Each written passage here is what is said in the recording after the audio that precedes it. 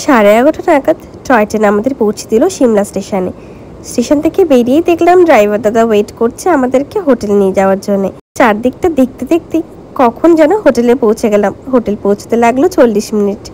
হোটেলে ঢুকেই দেখলাম রুমটা কিন্তু দুর্দান্ত পেয়েছি।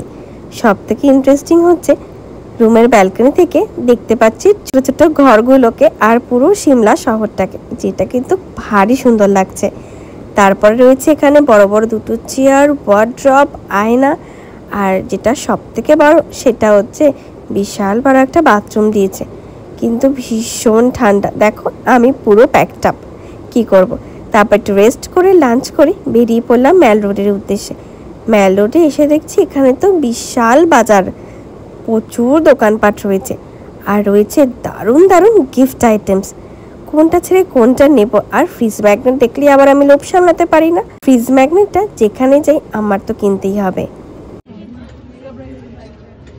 ভীষণ ঠান্ডা লাগছে এখানে, আর এখানে পুরো মার্কেট ভর্তি জিনিসপত্র পাওয়া যাচ্ছে, আর সব দারুণ দারুণ জিনিস পাওয়া যাচ্ছে।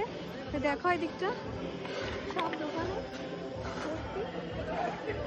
বিশ্বাস নিতে পারছি না, এমন নাকে ঠান্ডা হাওয়া লাগছে। চলো যাওয়া যাক।